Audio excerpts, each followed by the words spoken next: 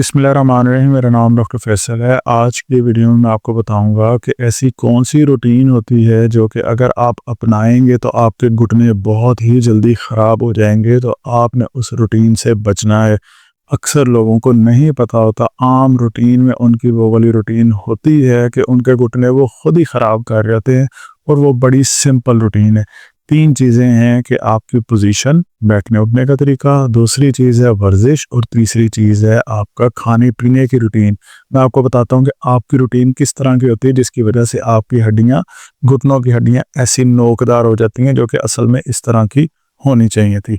अब अगर आप इस तरह से बैठते हैं तो आप अपने घुटनों के साथ बिल्कुल गलत कर रहे हैं कि आप अपने, अगर किसी भी कुर्सी के ऊपर बैठे हैं, ये अगर पोजीशन बनती है कि आपकी टांग अंदर की तरफ रखी रहती है। लास्ट में ना मैं इन सब का हल भी बताऊंगा कि किस तरह से आपने बैठना है, कौन सी चीज़ें खानी है, कौन सी आपकी रूटीन होनी चाहिए, वर्जिश कौन सी होनी चाहिए। सो वीडियो के एंड तक देखिएगा।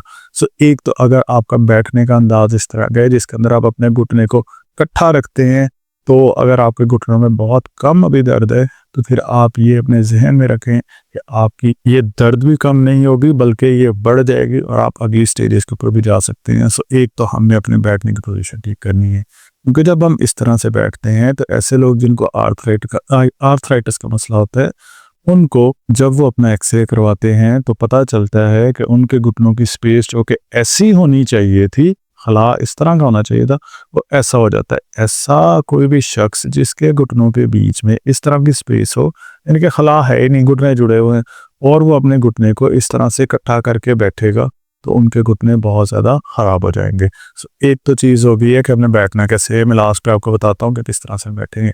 नंबर 2, अगर आप किसी डॉक्टर के पास गए हैं और उन्होंने आपको कहा है कि ये वाली वर्जिश करें, इंटरनेट पे देख लिए कि आप यूँ बैठें, अपनी टांग को ऊपर लेके जाएं, पाँव को ऊपर की तरफ खींचें, 10 सेकंड के लिए रोकें, फिर ये वर्जिश करेंगे, आप बिल्कुल गलत कर रहे हैं।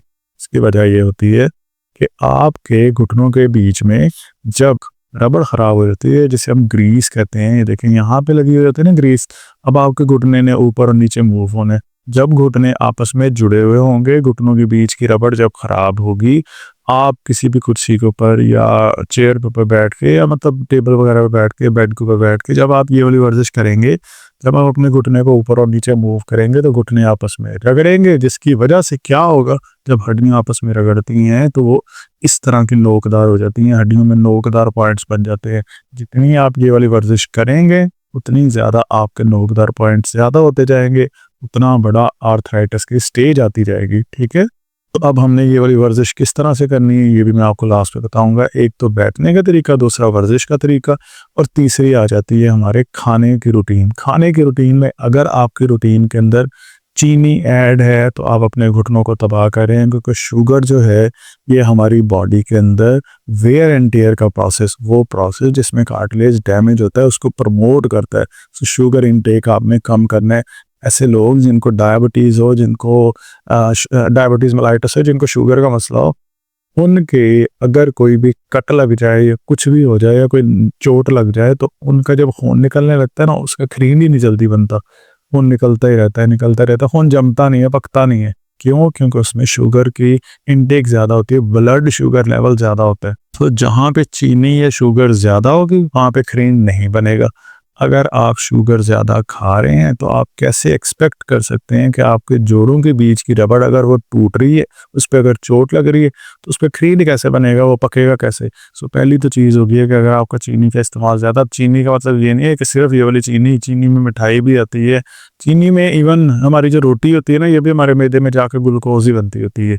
सो उसको भी बहुत ज़्यादा नहीं लेना चाहिए। सो चीनी का इंटेक कम करना है आपने, या बिल्कुल ख़त्म करना है। नंबर 2, अगर साल्ट का इंटेक अगर आपका बहुत ज़्यादा है, क्योंकि साल्ट का इंटेक आपके जिस्म में ब्लड प्रेशर को भी इंक्रीज़ करता है, और इसके अलावा डिफरेंट सोडियम और पोटाशियम के चैनल्स होते हैं हमारे पट्टों के बीच में, उन चैनल्स को डिसरप्ट करता है, ख़राब करता है। साल्ट का इंटेक भी बहुत ज़्यादा नहीं करना है। इसके अलावा ऐसे लोग जो कि फ्राइड खाने खाते हैं वो भी घुटनों की तबाही की तरफ जाते हैं, और ऐसे लोग जिनको बहुत ज़्यादा आदत होती है फास्ट फूड खाने की, तो ये भी कम्प्लीटली रिफाइंड कार्बोहाइड्रेट है, यानी कि ये वो वाली टाइप ऑफ शुगर है जो कि आसानी से हजम ही नहीं होती है। अपनी रूटीन में आपने 3 चीज़ें देखनी है, आपकी बैठने की रूटीन, आपकी एक्सरसाइज करने की रूटीन, और आपके खाने। अगर तो ये खानों में ऐड हैं, इनको ख़त्म करना है। अब इनका हल क्या है, इनका सोल्यूशन क्या है? देखें, اگر تو آپ اس طرح سے بیٹھتے ہیں، پہلی چیز تو اس طرح سے بیٹھنا آپ کا آج سے کینسل ہو گیا. آپ نے کس طرح سے بیٹھنا ہے؟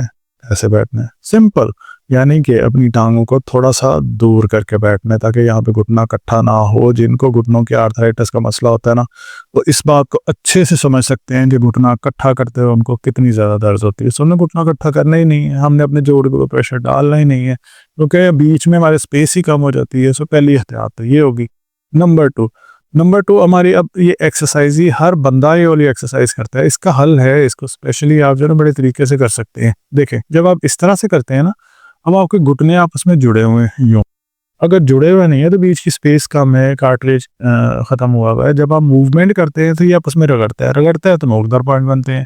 اب ہم نے کیا کرنا ہے؟ ہم نے نا یہ جڑے ہوئے ہیں نا، ان کو تھوڑا سا دور کر دینا ہے. اب دور کیسے ہوگا؟ دور کرنے کا بھی بڑا اچھا طریقہ ہے. آپ نے یہ کرنا ہے، دیکھیں ابھی اس تصویر کو اگر دیکھیں گے تو یہ والا آپ کا گھٹنا ہے جو ابھی اس طرح سے ہے، ٹھیک ہے. ہم چاہ رہے ہیں کہ یہ ایسے ہو جائے، اس کے اوپر مطلب ہم ٹریکشن دے رہے ہیں کہ ہمارا گھٹنا کھل جائے. تو ہم کیا کریں گے؟ ہم یہ کریں گے کہ اپنے جو ٹخنے ہیں نا ان کے ساتھ وزن باندھ لیں گے. پہلے میں یہ بیٹھا ہوں، آپ کو تو نظر آ رہا ہے نا میں نے کوئی وزن نہیں باندھا ہوا. اب میں بیٹھا ہوں، آپ نے یہاں پہ دیکھا ہے، یہاں پہ میں نے کلو 2 کلو کے وزن ڈالے ہوئے.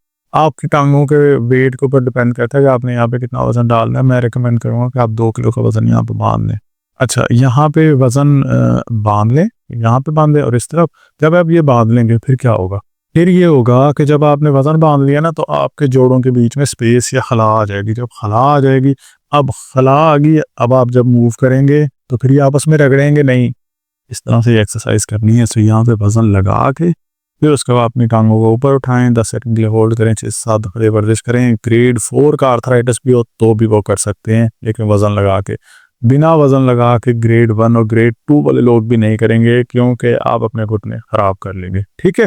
سو وزن لگا کے کرنا ہے. وزن یہ آن لائن ہر جگہ سے مل جاتا ہے، آپ چاہیں تو آپ ہمارے اسٹور سے بھی لے سکتے ہیں. نیچے نمبر دوں گا، اس پہ رابطہ کر کے آپ لے سکتے ہیں. ورنہ یہ مارکیٹ میں بھی ہر جگہ پہ مل جائے گا، یہ کوئی ایسی چیز نہیں ہے. ورنہ گھر میں بھی بنا سکتے ہیں. کوئی پرانی جرابیں یا ساکس وغیرہ دیکھ لیں، اس میں کوئی چیز بھر لیں اور وہ اپنے ٹانگ کے ساتھ باندھ لیں.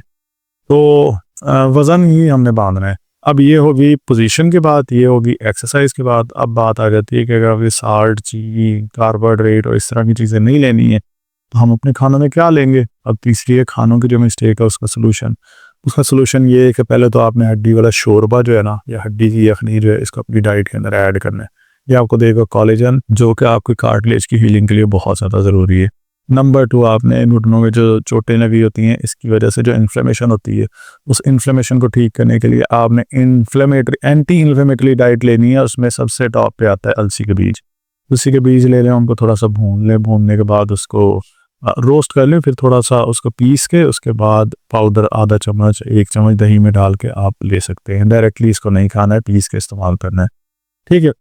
اس کے علاوہ آپ نے کیلشیم کو اپنی ڈائٹ کے اندر ایڈ کرنا ہے. کیلشیم میں زیادہ تر وہ کھانے جس میں دودھ ہے، دہی ہے، ربطے والی سبزی ہے، سیلیڈ ہے، اس طرح کے کھانے اپنے کھانے ہیں. کیلشیم سپلیمنٹس کی جگہ کوشش کریں گے پہلے اپنی ڈائٹ کو امپروو کریں، اس کے اندر لیں. اس کے علاوہ وائٹامن ڈی لازمی لینا ہے، کیونکہ وائٹامن ڈی کی انٹیک نا آپ کے لیے بہت زیادہ ضروری ہے. اگر وائٹامن ڈی جسم میں ہوگا تو ہی کیلشیم جو ہماری ہڈیوں کے اندر ابزارب ہوگا. وائٹامن ڈی آپ کو سورج کی روشنی سے مل سکتا ہے، کلیجی سے مل سکتا ہے. یورک ایسڈ والے پیشنٹ تھوڑا سا احتیاط کریں گے.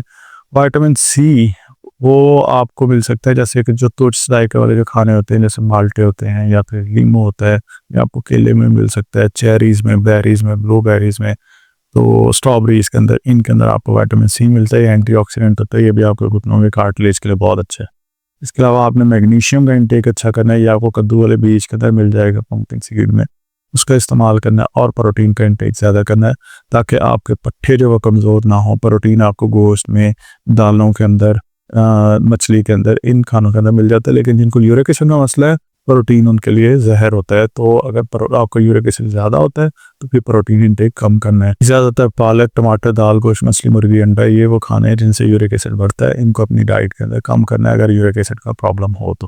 یہ ہمارے ڈفرینٹ کھانے ہیں جو کہ آپ نے اپنی ڈائٹ کے اندر ایڈ کرنے ہیں، اور یہ وہ والے کھانے ہیں جو کہ آپ نے اپنی ڈائٹ میں سے بالکل سکپ کرنے ہیں. بیٹھنے کا طریقہ میں نے آپ کو بتا دیا، ورزش کا بتا دیا، کھانوں کا بتا دیا.